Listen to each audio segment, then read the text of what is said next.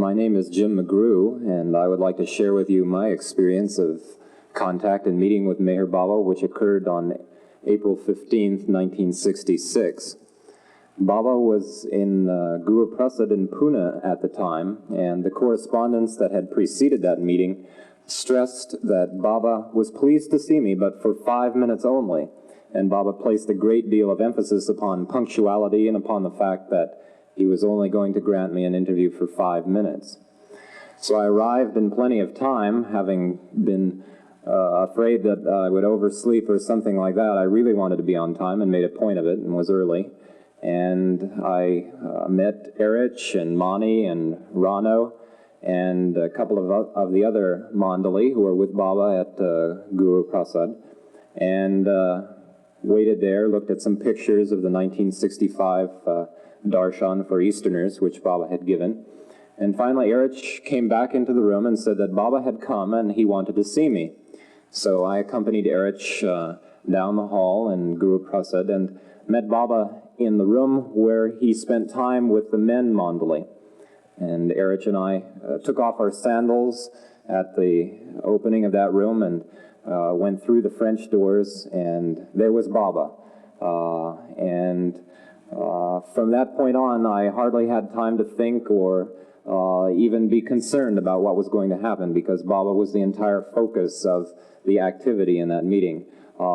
He looked at me as if to say, well, what are you doing standing there? Why waste time? You remember, this is in a context of Baba's being emphasizing being very punctual, granting me only a 5-minute interview, and in the midst of intense activity in deep seclusion. Throughout the interview, I was extremely conscious of the fact that Baba was physically emaciated by the work that he was going. His complexion was terrible, to say the least. It was ghastly pale. He presented physically the image of a man who was just undergoing an unbelievable strain, no doubt from the inward work that he was doing and the suffering that he was experiencing for people. On the other hand, the consciousness, the feeling, the radiance that the man had, that shone through what was essentially a broken body, was just overwhelming. It was wonderful.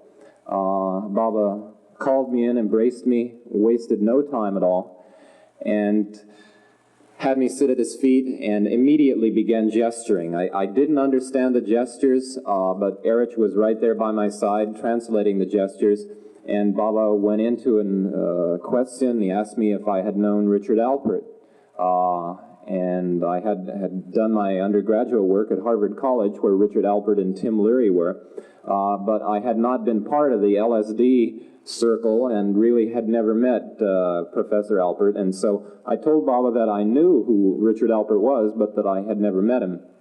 And Baba said that he had gotten a letter from Richard Alpert the day before and immediately began gesturing. I didn't understand the gestures, but Erich was right there by my side translating the gestures. And Baba went into a question. He asked me if I had known Richard Alpert. And I had done my undergraduate work at Harvard College, where Richard Alpert and Tim Leary were, but I had not been part of the LSD circle and really had never met Professor Alpert. And so I told Baba that I knew who Richard Alpert was, but that I had never met him. Baba said that he had gotten a letter from Richard Alpert the day before, and that Richard Alpert had assured Baba that he was not going to take drugs anymore. And Baba gestured that this made him very happy, and Baba's heart obviously went out to Richard Alpert. Was obviously extremely happy that for whatever reasons Richard Alpert was not going to take drugs anymore. And then Baba looked at me and gestured like that I was not to take drugs, which immediately let me know that Baba knew who I was, and he knew what I had done. He knew that I had taken drugs. I hadn't taken a lot of psychedelic drugs, but I had smoked marijuana to some extent. I had actually stopped several months before seeing Baba, but it didn't matter. Baba had known my past and could see who I was, and was telling me that drugs were not good and not to take drugs. Baba then asked me about Robert Dreyfus. a Baba lover who had met Baba a few months before I saw Baba in Pune. And I had known Robert because we had met in Boston, and we had grown to grow closer to Baba, and our interests in mysticism, and particularly in Baba, had begun to flourish together. Baba asked me if I had seen him before before I left America to come to see Baba. And I said to Baba that I had not seen Robert. And Baba went right on to the next question. He asked me, had I seen Diana Grace, or where had Diana Grace gone? Diana was a girl who was going to come to see Baba with me, and had decided not to see Baba for her own reasons. Baba undoubtedly knew what they were. I told Baba that Diana had gone back to her work, and Baba said that that was good. He was obviously concerned about Diana. He obviously loved her and felt that she had made a decision that was good. But Baba said, "You are far more fortunate." And I knew very well inside myself that I was far more fortunate to be able to be with Baba then. And then Baba asked me if I had read Stay with God. And I said, in fact, I had never heard of Stay with God.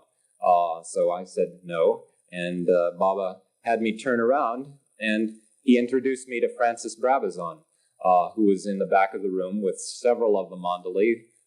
There were about 5 or 6 of the men Mandali, as I remember. And at that point, not only when I was meeting Francis, but when I saw the other Mandali, I never heard of Stay with God. So I said no, and Baba had me turn around, and he introduced me to Francis Brabazon, who was in the back of the room with several of the Mandali. There were about 5 or 6 of the men Mandali, as I remember. And at that point, not only when I was meeting Francis, but when I saw the other Mandali, I became aware of the flow of love between Baba and the men who were in the back of the room. There were no words, there were no, Baba wasn't communicating with them and giving them messages or anything, but there was just a tremendous rapport, a feeling of love coming from Baba, as if it were some kind of faucet or waterfall. It was just there to be had, and I realized that the great secret in loving Baba is not so much that Baba puts out more love at any given time to any one individual, that Baba, like the sun, is always there. He's always shining. He's always giving of his love. And those lovers who can hold the most, those lovers who are the most empty, those lovers who can contain the most of his love, as Baba says, those lovers who are capable of swallowing the ocean are the ones who take away the most of Baba's love. But the feeling was constant. Baba was giving himself to everything and everyone. It was just an unbelievable feeling of love coming from Baba in that room, and not the kind of mushy love that, you know, was written up in the songs and the romantic stories here in popular magazines, but a very, very light, very happy, very joyful, carefree kind of feeling. It was just so light, like Baba's embrace, which was about the lightest embrace that I've ever experienced. There was a body there, but it was completely being used like a puppet by the consciousness that was the powerful force. So here we had gone through half of the meeting, and I expected in this 5-minute interview Baba was going to really sock me with heavy spiritual discourses and questions, and I would come away feeling just overpowered by Baba's knowledge of the spiritual path and by my spiritual inadequacies and all this, and I would go back a wiser and humbler man and grateful that I had met Baba and that he taught me these lessons. But here Baba was engaging in conversation about a professor at school and one of my friends in Boston and another of my friends in India, and introducing me to one of his disciples. It was almost kind of a very casual, informal session. And so there was this kind of feeling that I can be aware of now when I look back on that meeting, that, you know, gee, Baba wasn't getting down to the nitty-gritty. We're wasting our 5 minutes here. I mean, why don't we get to the spiritual discourses after I have to go back and tell all the people in America what he said in 5 minutes. He condensed the whole spiritual path, didn't he? Well, yeah. But I wasn't hearing that, and Baba was playing with me. He knew all this, of course. And he continued in somewhat the same vein. He finally asked me how I had slept, and I was just playing with me. He knew that I had these feelings of being restless and impatient, and I wanted to have all these important things discussed and so on. But Baba continued in his own way. He was going to make me come to him, and he asked me how I had slept, and well, I said pretty well, but not perfectly. And then Baba asked me what my plans were. I told Baba that I was getting the 3 o'clock train out of Pune back to Bombay, and then I was about to leave India and go back to the States and go back to school.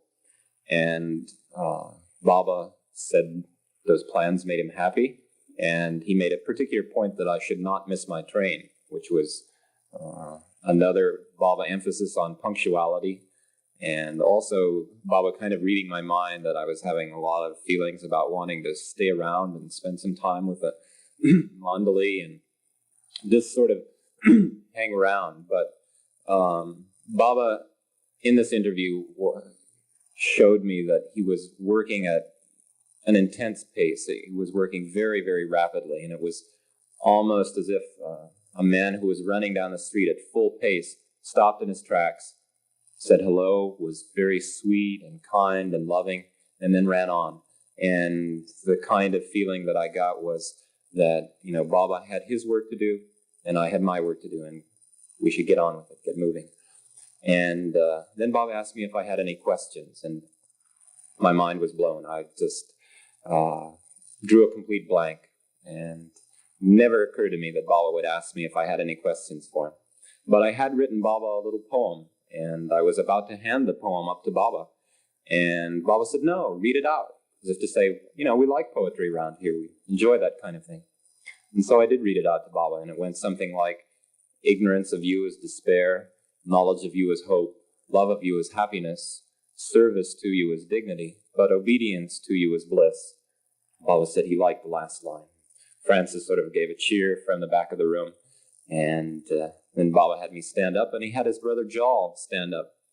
And first thing Baba did was he commented on my height, said, you have nice height. And he said, you know, the Indians in town, he wanted Jal to show me around the town, will get a big laugh out of the fact that there's a tall American and a short Indian. I think that's very funny. And Francis immediately piped in and said, well, Baba said, that's the long and the short of it, I guess. And then Baba said, but you can understand that Jal's growth is stunted. And so here was a lot of corny humor and jokes going on. It was another thing that I just completely didn't expect, this kind of frivolity and humor going on in the presence of the avatar. But there was a very, very warm feeling that went around when Baba made these jokes. It was if, you know, this is our family, we all know each other, we all love each other, and so we feel free to make fun of each other. We take these liberties, but they're because we really love each other, and then we feel that we can do this with each other.